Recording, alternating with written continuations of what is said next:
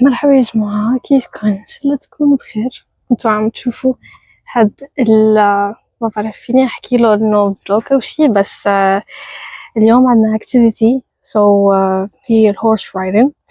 فعن جد I'm very excited مشان إنه أجرب هذا الشي.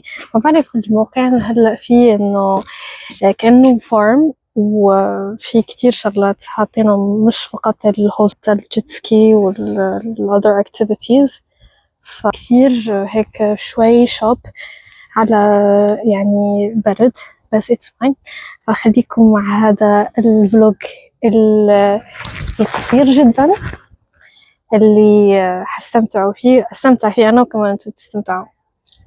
لا تنسوا كمان الاشتراك بالقناة بالضغط على زر سبسكرايب أحمر وزر إشعارات الجرس، وأكيد ليش لا تحطوا لنا بيك لايك مشان أشوف يعني المحتوى والقناة عم تزيد تكبر مشان أحط أكتر فيديوهات، بالرغم إنه أنا بحاول كل يوم أو بحاول كل أسبوع أحط لكم فيديو. يلا ليتس جو.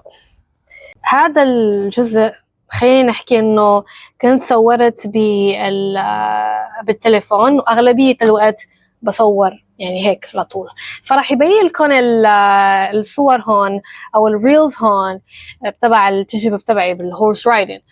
فعن جد أول شيء يعني دايما إنه أنا لما هيك بكون قريبة على حيوان أليف أو بكون قريبة على شيء، سبحان الله بحس بطاقة، بحس بهدوء. حتى الحيوانات أغلبيتهم حتى لكن يعني لما بقرب على كلب أو بقرب لشيء ما بعرف، بحس هالحيوان الكيوت الجميل جدا بيقرب، يعني كأنه بيهدى، بيصير أهدى.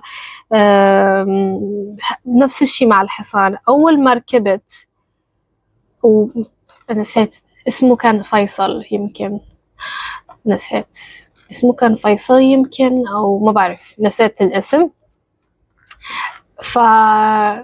عن جد هيك أول كونكشن مع فيصل كان هيك excited وما بعرف شو. فلما ركبت عليه هيك رحنا بالجنوب البحر، وكان كان ذاك الشيء بمدينة، يعني كان عن جد الإحساس مو طبيعي. يعني هيك ضليت عم أمشي شوي، إنه كل ساعة أنا لما كنت بروح هيك يعني كنت بمشي معاه كان عم ياكل. فلما الحصان بده ياكل بيعمل يعني هيك رأسه، خلينا أحكي رأسه تحت. فأنا لما بهيك بيروح إنه بده ياكل تحت، أنا شو بصير أروح معه. فكل مرة كنت هيك بحاول إني أقول له خلاص يا فيصل، هو كان جوعان. بس الرجال اللي كان معاي بحكي له إنه يا أخي وما بعرف شو، إنه الحصان بده ياكل. حكى لي إنه لا، ما إنه نحن أعطيناه ياكل، بس خلاص يعني ما في إنه أنت تنطر هيك إنه حتى يخلص. فكل مرة بقول له يا فيصل خلاص إنه بدنا نروح.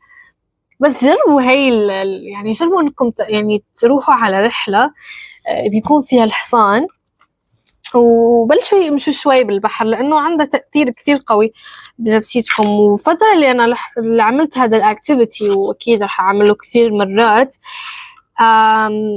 عن جد بتحسوا حالكم نفسيتكم أحلى، نفسيتكم عن جد بترتاحوا. فيمكن خذوا هذا الفيديو كمسج إلكم، ليش لا ما تعملوا الهورس رايدنج أكتيفيتي. والناس اللي عندهم فوبيا، أنا بعرف كتير بنات وشفت كتير فيديوهات على السوشيال ميديا كانوا سقطوا من الحصان. فتقول لهم تحكي لكم هاي آخر مرة إنه أنا راح أروح أركب في حصان أو شيء. فلا بالعكس، يمكن أنت اللي عم تشوفي هذا الفيديو صار معك هذا الموقف، يمكن إنه أنت ما عرفتي كيف تركبي الحصان، يمكن إنه الكونكشن ما كان حلو. بس أنا عندي تكنيك بعمله مع كل الحيوانات تقريبا، مش كل الحيوانات بس الحيوانات الأليفة.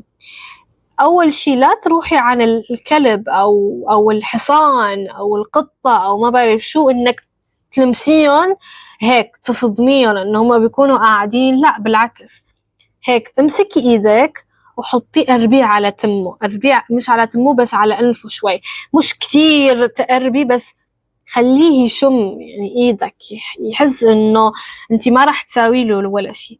بعدين شوي شوي إنك هيك تطبطبين عليه هيك.